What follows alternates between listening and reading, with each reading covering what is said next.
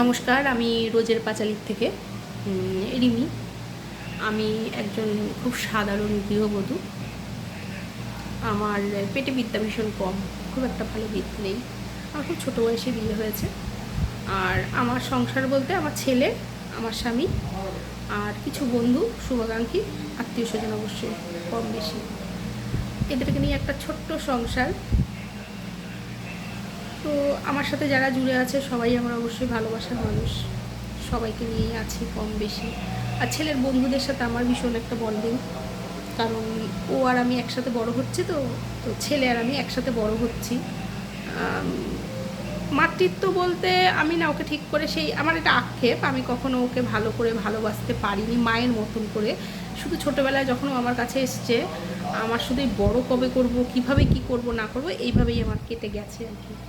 তো এই করতে করতে না, যে মায়ের স্বাদটা কী সেটা আমি জানি না। কিন্তু ভালো বন্ধু আমারও, আমি ওর ভালো বন্ধু, আমায় নাম ধরে ডাকে। তো যাই হোক, বিষয় হচ্ছে আমার ছেলের বয়স এখন 18 বছর। সে যথেষ্ট বড় হয়ে গেছে, 12-এ পড়ে, পড়াশোনায় ভালো, বা ঠিক আছে, সব দিক দিয়েও ভালো ছেলে এই মুহূর্তে।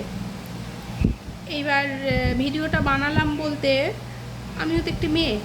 আমাদের এই যে কথায় বলে না যে মেয়ে মানে আজকে মহিলা, তো মেয়ে কথাটা উঠে গেল। যে আমাকে অনেক সময় বলে অনেকেই, তোমার এত বড় ছেলে কোনো দিন দেখে বোঝা যায় না। তো আরে, আমার এত বড় ছেলে আমাকে দেখে বোঝা যায় না, এটা একটা কথা? তারপর কিছু মেয়েদের শুনতে হয় 12 হাতের শাড়ি, পেট দেখা যায়, পিঠ দেখা যায়, বুকের আঁচল থাকে না, ব্লাউজটা ঠিক করে পরলো না, পোশাকটা একটু অন্যরকম হলে ভালো হতো। আজকাল মেয়েরা বড্ড জিন্স করছে, আজকাল মেয়েদের পোশাকের একটু সমস্যা হচ্ছে। আমাদের বেলায় এসব ছিল না। আর যদি পোশাক পরে, মানে আমি কিন্তু নারী পুরুষ সবার ক্ষেত্রেই বলছি কথাগুলো। আর মেয়েদের পোশাকেই নাকি মেয়েদের আকৃষ্ট হয়, ছেলেরা ভালোভাবে তাকায় না, বা পুরুষরা ভালোভাবে তাকায় না, এই সেই হ্যাড্ডা ব্যাড্ডা কথা। বিষয় হচ্ছে 12 বছরের বাচ্চাটি দুদিন আগে যখন রেপ হলো, ওরকমভাবে শ্বাসরোধ করে চোখ উপড়ে ফেলে আর জিপ টেনে ছিঁড়ে এত কিছু মেয়েটার সাথে হলো, সেই বাচ্চাটার মধ্যে আকৃষ্ট হওয়ার কি আছে? সে যদি একটা প্যান্ট আর গেঞ্জিও পরে থাকে, হাফ প্যান্টই পরলো বা একটা ফ্রক জামা পরে থাকে, তারপরেও কি তার মধ্যে আকৃষ্ট হওয়ার মতন কিছু আছে? এইটা আমার মাথায় ঢুকছে না, সত্যি কথা আমার মাথায় ঢুকছে না।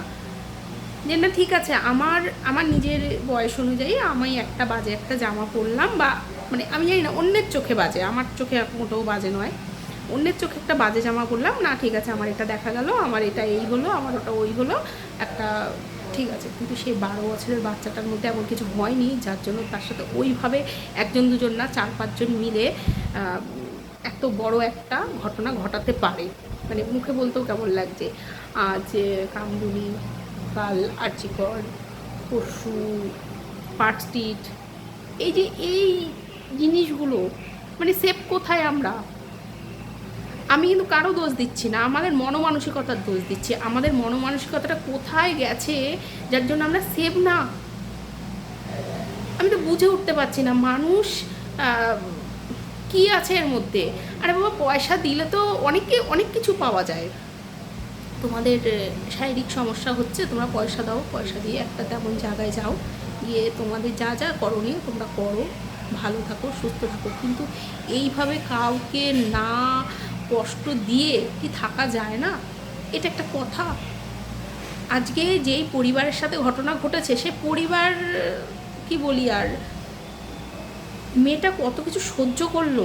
আমরা আন্দোলন করেছিলাম, আমরা প্রত্যেকে পথে নেমেছিলাম কোনো একটা কারণে, সবাই যেন অভয়ার বিষয়টা নিয়ে, এখনও চলছে সব কিছু, এই মেয়েটাকে নিয়েও হচ্ছে। কিন্তু এই আমার এটাই কথা কি, 12 বছরের একটা বাচ্চা মেয়ের মধ্যে কি এমন আছে যার জন্য এত বড় একটা ঘটনা ঘটে গেল? এই বাচ্চাটার মধ্যে কিচ্ছু নেই আকৃষ্ট হওয়ার মতন, তার ঠিক করে কিছু শারীরিক গঠনই তৈরি হয়নি। একটা শরীরের গঠন তৈরি হয় যখন নারী পুরুষ হিসেবে। আমি যেহেতু অল্প বিদ্যা, যাদের নাকি একটু বেশি বিদ্যা বা এইসব নিয়ে আছেন বা পড়াশোনা, একটা নর্মাল একটা সাধারণ পরিবার থেকেও বলছি, তার 12 বছর বয়স, সে শারীরিক গঠন তৈরি হয়নি, তার মধ্যেও আকর্ষণ কী করে খুঁজে পায় আমার তো ওটা মাথায় ঢোকে না। মানে আমরা মেয়েরা সেভ না।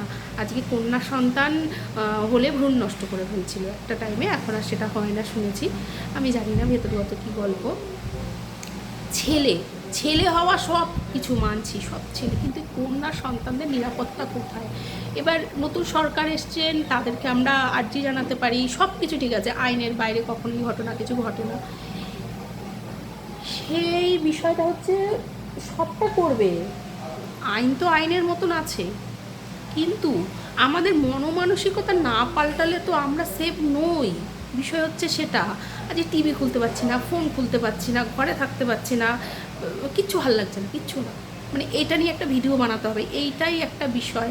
মানে আমার মতন, আমি তো কিছুই তেমন, মানে কোনো ভিউয়ার্স নেই, সাবস্ক্রাইবও নেই, ওই আর কি, কিন্তু ভাল লাগছে না যে একটা বাচ্চা মেয়ে, শিশু, সে আমার কাছে শিশু, যেহেতু আমার ছেলের 18 বছর বয়স, সে এরকম।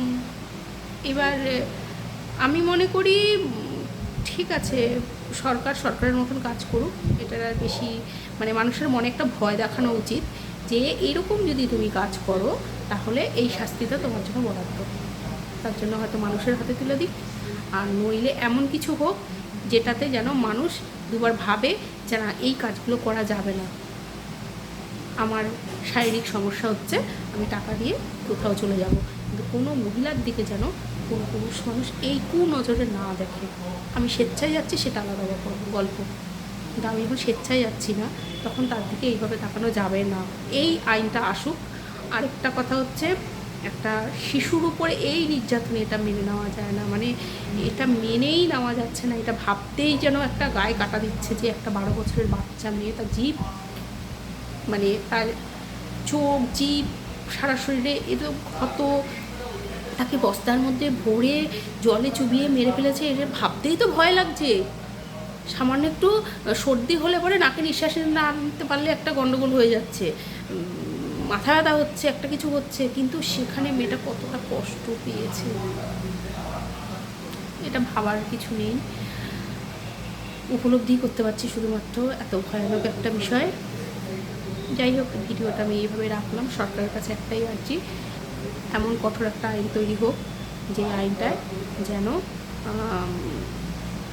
এই কাজটা করার আগে মানুষ দুবার ভাবে যে না, এটা করা যাবে না, আর এটা করতেই হবে, যেভাবে করতেই হবে, মানে ঘটনা আর কোনো বাইরে যেন না যায়। আর এটা আজকে হয়েছে মানে কালকে হবে না, এটা না, এটা হবেই, কারণ মানসিকতা আমাদের ভালো না। না হলে কেউ একটা প্রাপ্তবয়স্ক মেয়ের দিকেও বা কেন ওইভাবে তাকাবে? আর যেখানে অ্যাভেলেবেল তুমি টাকা দিয়ে করতে পারছো কিছু একটা, আর একটা 12 বছরের মেয়ের, শিশুর উপরেই বা কেন এরকম ঘটনাগুলো ঘটাবে? ঘটিয়ে তো শান্তি দিয়ে বা তাকে ওইভাবে মেরে ফেলা, মানে কোনোটাই শান্তি পাচ্ছে না কোনো কিছুতেই। যাই হোক, ওই জন্যই আর কি ভিডিওটা করা। কোনো রকমভাবে যদি এমন একটা আইন আসুক যে আইনটায় এই জিনিসগুলো হবে না, হবেই না, মানে মানুষ যেন দুবার ভয় পায় যে না, এইভাবেও তাকানো যাবে না, এইভাবেও এটা করা যাবে না।